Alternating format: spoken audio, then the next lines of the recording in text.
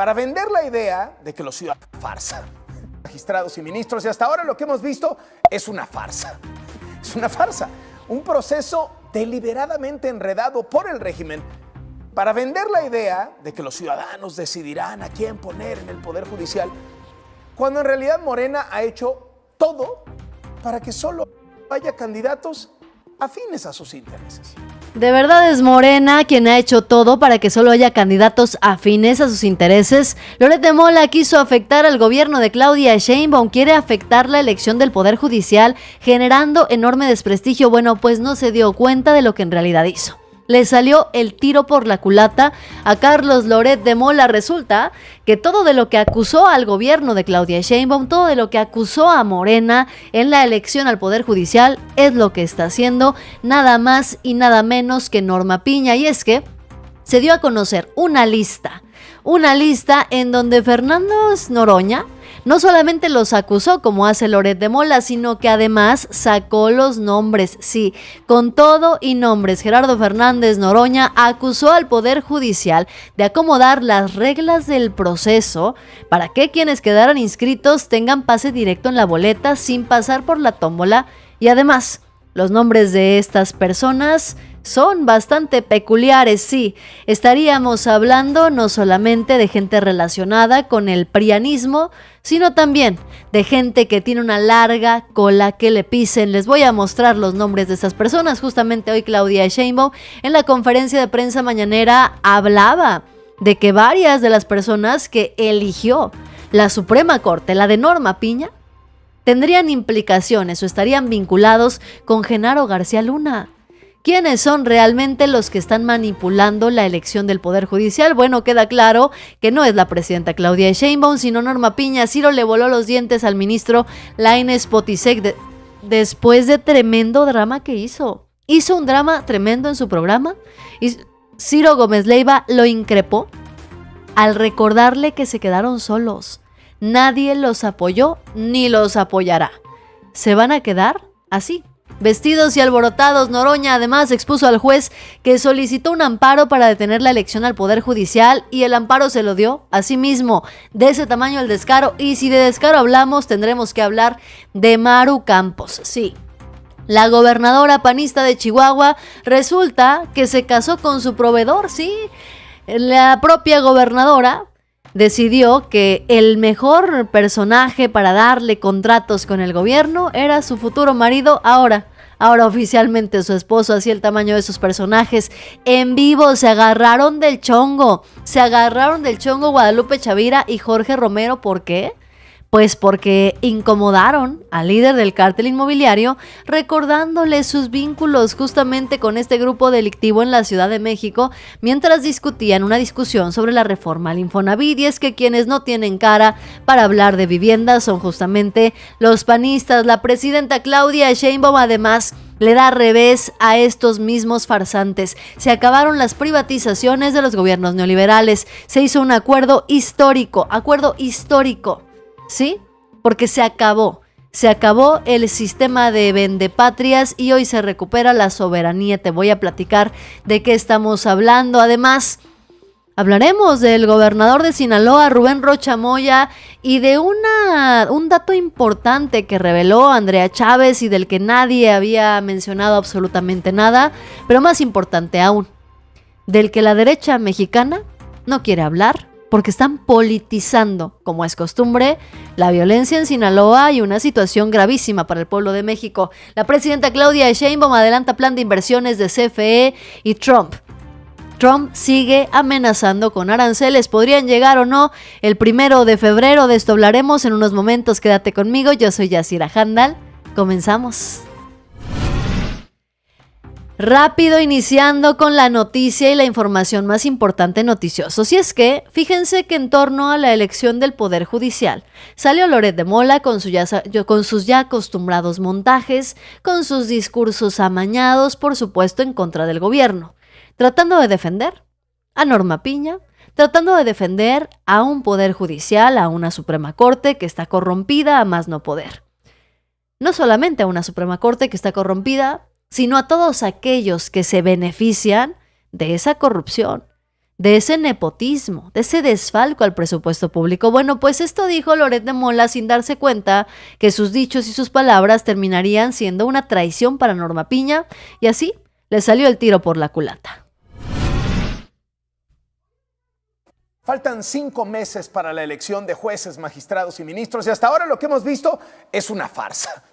Es una farsa, un proceso deliberadamente enredado por el régimen para vender la idea de que los ciudadanos decidirán a quién poner en el Poder Judicial, cuando en realidad Morena ha hecho todo para que solo haya candidatos afines a sus intereses.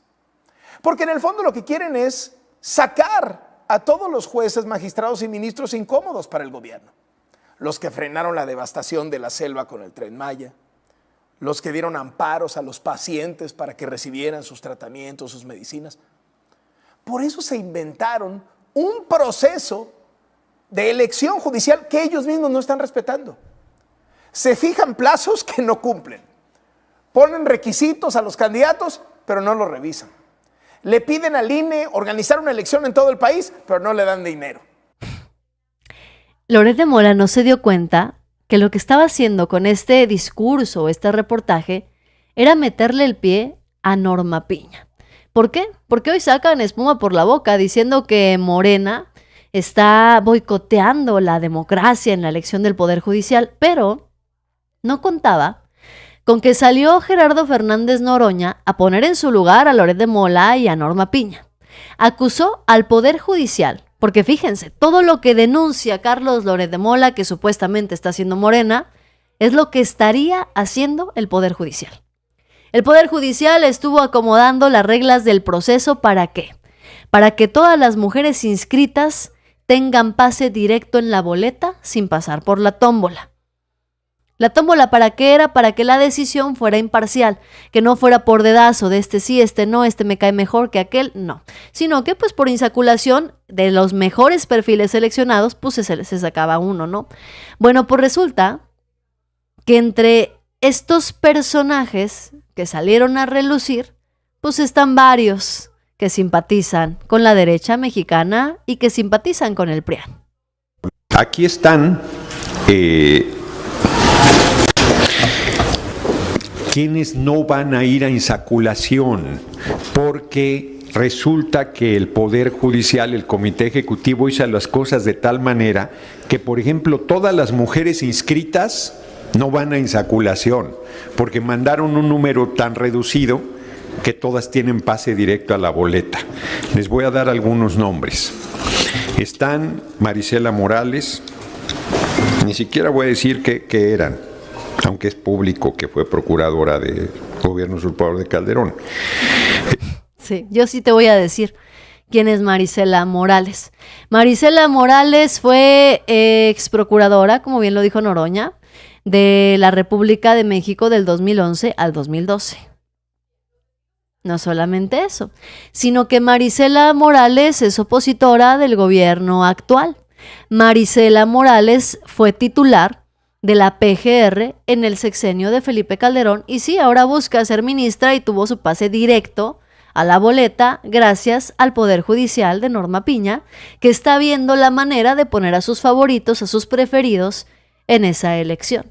Dicen que es Morena quien está manipulando las cosas para que solo los perfiles afines al gobierno salgan en la boleta. Pero pareciera ser que quien está haciendo esto es Norma Piña y sus secuaces. Ana María Ibarra Holguín, Doralicia Martínez Valero, Jazmín Bonilla García, a ver. Ana María Ibarra Holguín. Ana María Ibarra Holguín. Vamos a buscar quién es, en todo caso, Ana María Ibarra Holguín. ¿Cuál es su currículum o de dónde salió Ana María Ibarra Holguín? Pues resulta que ya es magistrada. Ana María Ibarra Holguín es todavía magistrada, doctora en Derecho, eso sí, tiene sus estudios y todo lo que tú quieras, pero también terminaría siendo afín al Poder Judicial. Se postuló para el cargo de ministra de la Suprema Corte, lo anunció el 21 de noviembre del 2024. Ana María Ibarra Holguín, por supuesto, que estaba en contra de la elección del Poder Judicial. No solamente eso, sino que Ana María Ibarra Holguín dejó bastante claro ya desde hace tiempo que pues, su interés es permanecer y defender a la actual Suprema Corte de Justicia de la Nación, tal como la conocemos. ¿Quién más? Doralicia Martínez Valero, Jazmín Bonilla García, Luzgarda Madrigal Valdés, Magda Zulema Morri, Marisela Moranes Ibaños, Olivia Aguirre Bonilla, Paula María García Villegas Sáenz Cordero y Rosa Elena González Tirado. Métanse a Google, tómense un tecito de tila antes de ver quiénes son. Son simpáticos. Han estado criticando, hicieron las cosas de tal manera que mandarlos directos, sin que ellos sí a dedo, ellos sí determinado previamente nos acusan a nosotros que queremos y nosotros vamos a hacer una insaculación de las mejores personas para que sean candidatas. Ahora, aunque los hayan mandado con pase directo, pues es el pueblo el que va a decidir con su voto, pero vean qué triquiñuelas. Pues varios de estos nombres que mencionó Gerardo Fernández Noroña no solamente son afines a Norma Piña, sino que son afines al Poder Judicial tal como lo conocemos actualmente, son afines a la derecha mexicana y a ese esquema de corrupción que además se opuso contundentemente y se opuso tajantemente a la elección del Poder Judicial. Y como si eso no fuera suficiente, Lord Montajes le metió el pie a Norma Piña otra vez en más de una ocasión. ¿Por qué? Porque la presidenta Claudia Sheinbaum evidenció hoy en la mañana que hay personajes vinculados a Genaro García Luna en la lista para la elección judicial que mandó la Suprema Corte de Justicia. Fue lo que envió la Corte. Hay personajes ahí muy polémicos que fueron enviados por la Corte. Por lo que entiendo, pues ya casi enviaron ya los nombres de los que van a participar sin necesidad de la selección que pedía el tribunal. Entonces, habría que ver y sí preguntarle a la Corte qué pasó desde los 3,000 que publicaron a los que enviaron. Porque supuestamente se había suspendido el trabajo de esa comisión, ¿no? Incluso el senador Gerardo Fernández Noroña acusaba que hay personas allegadas y que lo estaba impulsando la presidenta de la Corte, que son personas allegadas a García Luna. Sí. Entonces, por eso digo que primero hay que informarnos bien, como siempre, y después, pues que la Corte explique, o la comisión, aunque ya renunciaron, cuando en realidad ya no tenían trabajo, pero que eso están obligados a la información pública de cómo fue que pasaron de 3,000 al número de nombres que enviaron. Pues sí. En sus intentos por defender a Norma Piña y los intereses económicos de unos cuantos, le salió el tiro por la culata a Carlos Loret de Mola, porque con su discurso solamente provocó la curiosidad del pueblo mexicano por ver el sistema en el que Norma Piña y el Poder Judicial habría sacado a sus candidaturas. Lo único que despertó Loret de Mola fue la curiosidad del pueblo mexicano de saber quiénes son esos perfiles que seleccionaron muy a duras penas antes de renunciar a su cargo, gracias a Norma Piña también, y lo único que hizo fue despertar la curiosidad del pueblo mexicano de por qué tanto interés, no solamente en frenar la elección del Poder Judicial, sino en garantizar que quienes quedaran por parte del Poder Judicial sean afines a Norma Piña e incluso afines a Genaro García Luna, que eso llama todavía más la atención.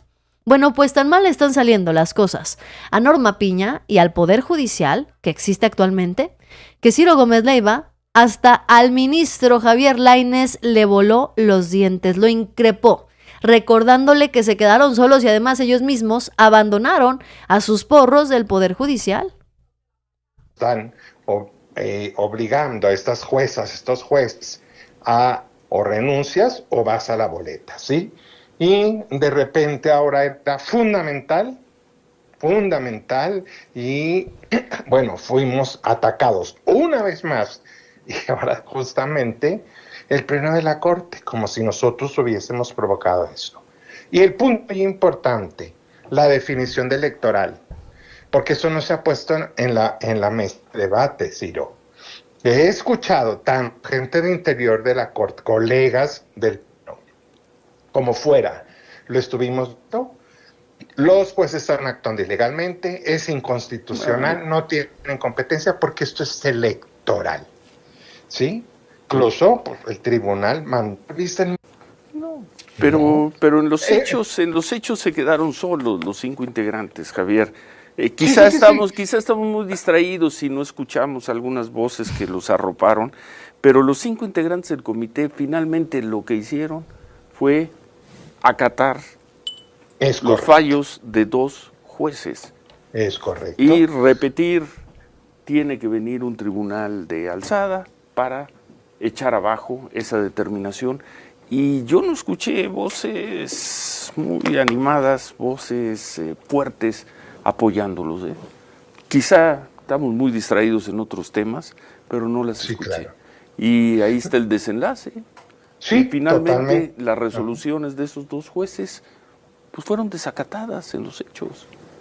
Fueron desacatadas y tampoco, con todo respeto, Javier, yo no escuché una gran crítica. Es decir, los cínicos ministros del Poder Judicial hoy salen a entrevistas, por supuesto, a acusar que se detuvo y que se está desacatando la ley y que si las resoluciones y pobrecitos de sus amigos los están corriendo y los están obligando además a participar en la elección.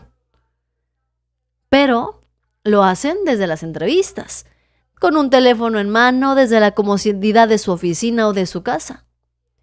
Pero dejaron abandonados a quienes mandaron como porros del Poder Judicial a dar la cara por ustedes. Dejaron abandonados a los jueces, dejaron abandonados, bueno, hasta Patricia Aguayo la dejaron abandonada quitándole derechos laborales, quitándoles prestaciones, porque muy buenos Norma Piña y sus amigos para salir a dar entrevistas, muy buenos para salir a tomarse la foto, hasta parecen candidatos del PRIAN. Pero a la hora de tener que dar la batalla, terminaron haciendo el ridículo por completo. Fíjense nada más lo que expuso Noroña. Un juez solicitó un amparo para detener el proceso del Poder Judicial. Dejen ustedes que haya solicitado el amparo. Pues él mismo se dio el amparo, se dio un amparo a sí mismo, él se lo firmó, él hizo todo. Díganme ustedes si esto no es ilegal. Te quiero decir que el juez que otorgó el amparo, que pidió que detuvieran los 3 comités su trabajo, es el juez Sergio Santamaría Chamo. Ese juez es integrante de la Asociación Nacional de Magistrados de Circuito y Jueces del Distrito del Poder Judicial de la Federación, y esta es la asociación que interpuso el amparo que él mismo resolvió. Esto es, él firmó el amparo y él se lo otorgó. No tuvo ni siquiera el mínimo de decencia para recusarse. Claro, me va a decir alguien, renunció 5 días antes a la asociación. No, bueno, no tiene vergüenza, llevó todo el proceso y ya que iba a emitir el fallo, entonces se retira. Es terrible. Qué conveniente, pero además, ¿no? 3 miembros del comité de evaluación del Poder Judicial son de esta asociación que firmó el amparo para detener el proceso electoral. No tienen vergüenza, no tienen descaro. Les digo que Loret de Mola, por querer defender a Norma Piña, terminó dándole en la torre al propio Poder Judicial. Por querer defender a Norma Piña, dejó exhibido que es una farsa, sí, el proceso de selección que está implementando el Poder Judicial y todos estos amparos y estos intentos por querer frenar la elección. Faltan 5 meses para la elección de jueces, magistrados y ministros y hasta ahora lo que hemos visto es una farsa. Es una farsa, un proceso deliberadamente enredado por el régimen para vender la idea de que los ciudadanos decidirán a quién poner en el Poder Judicial. Esto es un proceso deliberadamente enredado no por el régimen, sino por Norma Piña y por el propio Poder Judicial. Disfrazando que Claudia Sheinbaum es una autoritaria, que el régimen está imponiendo candidatos, está imponiendo la elección, que quiere destruir al Poder Judicial y la justicia de este país. Cuando quienes destruyeron ya desde hace mucho la justicia en este país. Es el poder judicial que tenemos actualmente. Gracias, noticiosos, bienvenidos a quienes van llegando, vayan dejando su Yassi like, dice por acá Roberto Carlos, primer like, muchísimas gracias, bienvenido el Calentano Alterado, buenas noches, muchas gracias, bienvenido Raúl, Roberto también muchas gracias, Ángel Ortega, nos acompaña ya Silvia Tori, gracias amiga también, y bueno, si hay que hablar de cinismo y de descaro, tendríamos que mencionar la más reciente artimaña de los gobiernos panistas. Resulta que la gobernadora de Chihuahua, María Eugenia Campos, prácticamente se asignó contratos millonarios. Amor y corrupción. La gobernadora panista se casó con su proveedor, mismo al que ha forrado con contratos. La gobernadora de Chihuahua, María Eugenia Campos, se casó con el empresario Víctor Cruz Rusek, cuyas empresas han recibido contratos millonarios por parte del gobierno que ella encabeza. Aquí está uno de ellos, contrato de adquisición de bienes. Ahí está la cédula, ahí están todos los datos, la empresa del señor, ahora marido de María Eugenia Campos, las cláusulas y las cantidades, que por supuesto es lo más importante. 1,254,000 pesos le dio María Eugenia Campos a su marido en contratos del gobierno del estado. Pero María Eugenia Campos está en la lista de presidenciables de Jorge Romero. A ver, dice, el monto convenido para la presente operación es por un importe total de 1,254,600 pesos, cantidad que incluyen el IVA, importes que permanecen fijos durante la vigencia del presente contrato, todo esto por el proveedor. ¿Para qué se hizo este contrato? Este contrato por la adquisición de 4 vehículos utilitarios para las oficinas de la Comisión Estatal de Derechos Humanos. ¿Qué compró María Eugenia Campos? ¿Qué le compró a su marido? Bueno, pues le compró 2 vehículos marca Nissan, tipo sedán, modelo 2023, 4 cilindros, eso sí para ahorrar gasolina. Le compró otro vehículo marca Nissan, un Versa 2022, y le compró también otro Sentra, también Nissan 2023. Esto se le llama tráfico de influencias. Yo no sé ustedes cómo lo conozcan, pero fuentes del gobierno estatal confirmaron que el pasado fin de semana María Eugenia Campos se había casado con su propio proveedor. Se trata de un evento privado al que solamente habrían asistido familiares y amigos cercanos a la pareja. La gobernadora panista, María Eugenia Campos, contrajo nupcias con Víctor Cruz Rusek. Es un empresario automotriz con quien había mantenido ya un noviazgo desde hace más de un año y está en su derecho, Maru Campos, de hacer su vida y de casarse con quien se le dé la gana. Lo que no tiene derecho a hacer la gobernadora de Chihuahua es a utilizar a beneficio propio el presupuesto del pueblo chihuahuense. Porque sí, María Eugenia Campos puede tener su vida personal y hacer lo que se le dé la gana, casarse en privado si quiere. Pero ¿qué pasa cuando esa vida personal se cruza con la vida pública? ¿Qué pasa cuando se asoman los conflictos de intereses? Este, sin duda alguna, es un claro caso de conflicto de interés por parte de la gobernadora de Chihuahua que tendría que responder. Ocurre que el conglomerado empresarial de Cruz Rusek, ahora esposo de la gobernadora panista, ha facturado más de 200 millones de pesos al gobierno de Chihuahua. Es decir, María Eugenia Campos le dio a su ahora esposo el 31% de los contratos. 31% no es poca cosa, estamos hablando de 200 millones de pesos. Hidosa International, distribuidora de vehículos propiedad de Víctor Cruz Rusek, tiene 11 contratos por 8,985,000 pesos. Autocamiones de Chihuahua, cuyo dueño también es Cruz Rusek, tiene 13 contratos por 22,329,000 pesos. Pero hay más. También es dueño de Automotores Tokio, que ha celebrado 29 contratos con el gobierno de Chihuahua por 95,753,000 pesos. Esta empresa ya había sido de las consentidas en el gobierno municipal de Chihuahua con Maru Campos. O sea, no es reciente. No es reciente que pues Maru Campos le dé contratos a sus amigos, porque supongo que antes de ser pareja pues eran amigos, ¿no? El acaudalado Víctor Cruz también es dueño de Tu Mejor Agencia Automotriz, que tiene nada más y nada menos que 34 contratos por 103,131,000 pesos. Curiosamente, la empresa del esposo de Maru Campos ha recibido contratos millonarios también de parte del Poder Judicial de Chihuahua. El ahora esposo de la gobernadora es dueño también de Bola Automotriz, que tiene 2 contratos por 1,700,000 pesos. La pregunta es, ¿estamos o no estamos ante un evidente conflicto de interés por el que la gobernadora tendría que responder? Respecto a esto, María Eugenia Campos, porque ya se le había preguntado, dijo que siempre ha sabido separar su vida privada de su vida personal.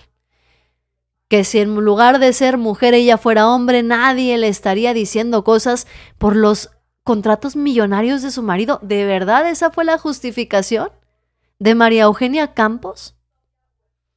¿Que porque es mujer la están atacando y le están cuestionando los contratos millonarios que le dio a su marido? Dímelo tú. ¿Es o no es esto un conflicto de interés? Mientras tanto, los panistas se siguen haciendo garras. Incómoda situación la que vivió el dirigente de Acción Nacional cuando en pleno debate le recordaron sus vínculos con las mafias del cártel inmobiliario en la Ciudad de México, mientras sostenían una discusión sobre la reforma del Infonavit. Mira, Jorge, si algo tú eres experto es haber defraudado a la ciudad. Yo no me quiero meter en esa materia. No, entra en la que tú quieras, querido Guadalupe. Mira, yo no tengo tan ni siquiera tengo Jorge, problemas. A ver, ¿por qué Mira, hiciste un tan esquema? ni siquiera A ver, uno tengo por uno, por problemas, favor. querida Guadalupe, ya te llevamos escuchando mucho tiempo, tan ni tengo problemas de lo que tú creas que puedes decir, no habrá uno solo que no te conteste, Guadalupe, que permití que en este espacio entraras tú. ¿Qué preocupación voy a tener? Veces, pues, No. no es un tema que me permitas, puedes abordar, perdón. querida Guadalupe, lo que tú quieras como tema. No habrá uno solo que no te habré de responder. Y bien, nada más. Es obvio que lo que quieres es tangencializar, porque no quieren que hablemos de esta reforma, que es la razón de la que estamos hablando y por la cual me invitaron. Solamente dime al aire, si es o no verdad que con esta reforma van a sustraer recursos de ahorros privados para la constitución de un fondo. Para la constitución de una entidad que se va a poner a construir. Es el fondo de la Eso es lo que les duele, querida Guadalupe. A ver, senadora, te escuchamos. Mira, yo creo que aquí él tiene una confusión. Mira, no son los mismos fondos que tú construiste cuando fuiste diputado local con el recurso de la reconstrucción. Otra vez. Bueno, no pues es la línea 12 del metro, Guadalupe. No es la línea 12 del metro. O sea, ¿vas a hablar de la ley del Infonavit o vamos a hablar, o empezamos a hablar de Tláhuac y de ti? Pues es que debatan, Morena. A ver, te escuchamos, senadora. Debatan temas, Morena. Debatan no, de temas. mí no tienes absolutamente nada porque yo ni soy de Tláhuac. Yo soy diputada de Tláhuac, por eso te digo que pero regresando a los recursos del Infonavit, senadora. Al tema. Sí. Pues al tema. Es que yo estoy explicando porque él dice que no quiere aceptar que cuando él fue diputado crearon un fondo para la reconstrucción. No quiere. Le llovió a Jorge Romero, que ya no sabía qué hacer, no sabía qué decir, no sabía qué inventar. ¿Por qué? Jorge Romero, presuntamente, es el líder del cártel inmobiliario. ¿En qué consistió el cártel inmobiliario? ¿O cómo se le llamaba al grupo de panistas que se unieron en la alcaldía Benito Juárez para lucrar con los bienes inmobiliarios de la ciudad? Jorge Romero habría sido el líder de esto, y los que menos tendrían cara para hablar de la ley del Infonavit y de hablar de que el gobierno se quiere robar tus ahorros y te quiere dejar sin casa, pues es nada más y nada menos que Jorge Romero y los panistas. A ver, para que este personaje, Jorge Romero, venga a hablarnos de fideicomisos y nos venga a hablar de que el gobierno te quiere dejar sin casa, primero tendría que tener la cola muy corta, porque él es conocido por el cártel inmobiliario, un esquema de corrupción que habría operado durante varios años, principalmente en la Benito Juárez, una de las alcaldías de mayor plusvalía de la Ciudad de México. Funcionarios y exalcaldes panistas presuntamente modificaban las normas de uso de suelo y autorizaban construcciones ilegales. algunas de hasta 35 niveles en zonas donde no estaban permitidas. A cambio, los involucrados panistas habrían recibido departamentos de lujo y además, por supuesto, dinero en efectivo, porque los panistas no hacen nada si no hay dinero en efectivo de por medio, como las reformas que aprobaron en el sexenio de Enrique Peña Nieto. ¿Quiénes estuvieron involucrados? Jorge Romero, quien es el dirigente de Acción Nacional. Estarían ligados a un grupo conocido. Imagínense qué tan ligado estaba Jorge Romero, que el grupo, esa bolita de delincuentes de cuello blanco, se conocían como los Romero o el cártel de Benito Juárez, quienes habrían tejido esta red de corrupción para enriquecerse con el desarrollo inmobiliario de la demarcación. Hasta ahora hay personas detenidas por esta situación del cártel inmobiliario que Jorge Romero no puede explicar. Y ni hablar de lo que hicieron a nivel nacional los gobiernos de Felipe Calderón y de Vicente Fox con el Infonavit, con los recursos de la vivienda, con la vivienda en general. A ver, casas sin servicios públicos, sin agua, sin luz, sin gas, sin nada. En las periferias, bueno, ni siquiera con caminos pavimentados. Y vienen a hablar de la ley del Infonavit. ¿De verdad? Los menos indicados son los líderes del cártel inmobiliario. En más información, la presidenta Claudia Sheinbaum le da jaque mate a los prianistas. Se acabaron las privatizaciones de los gobiernos neoliberales. La presidenta Claudia Sheinbaum nos recordó a todos cómo privatizaron la electricidad y cómo hoy se está recuperando la soberanía nacional. Decían que iba a aumentar la producción de petróleo, solo cayó la producción de petróleo. En la electricidad dijeron que gracias a eso iba a mejorar Comisión Federal de Electricidad, pero Comisión Federal de Electricidad dejó de producir electricidad hasta convertirse prácticamente en el 15% de todo el mercado eléctrico o de toda la generación, hasta que llegó en el 18 el presidente López Obrador. Se fortaleció Pemex, Comisión Federal de Electricidad, se buscó el cambio constitucional, no se logró en aquel entonces, se hizo un cambio a la ley de energía eléctrica para establecer el 54%, se aprueba la ley y la Corte la echa para atrás prácticamente en todos sus incisos, hasta ahora que en el 2024 el pueblo de México toma la decisión de votar por no solo la presidencia, sino también por la mayoría calificada en el Congreso, Cámara de Diputados, senadores y en la mayoría de los congresos estatales.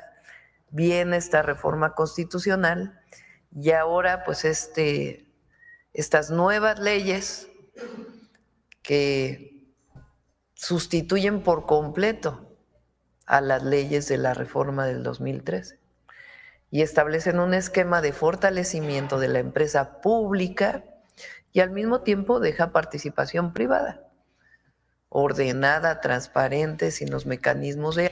La presidenta Claudia Sheinbaum, como quien dice, hizo un recuento de los daños y además le recordó que no van a poder hacer eso de nueva cuenta porque el pueblo mexicano respalda al gobierno de la presidenta, sus decisiones y sus determinaciones en todos los sentidos. Además, la presidenta Claudia Sheinbaum anunció un plan de inversiones de CFE por 23,400 millones de dólares. ¿Para qué? Para fortalecer la generación y distribución de electricidad. Se caen los planes de la derecha mexicana. Una vez más, se le cae el negocio a los prianistas. No van a poder vender la CFE.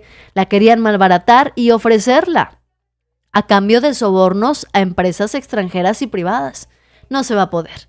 Hoy México recupera su soberanía nacional. Donald Trump amenaza con aranceles del 25% el 1 de febrero. Claudia Sheinbaum dice que no va a llegar ese momento porque México ya está negociando. Noticiosos, denle like al video, compartan y suscríbanse para que lleguemos a más personas. Yo soy Yasira Handal, gracias a mis moderadores y a quienes me apoyan. El Rojo Noticias ya llegó también, estaba transmitiendo.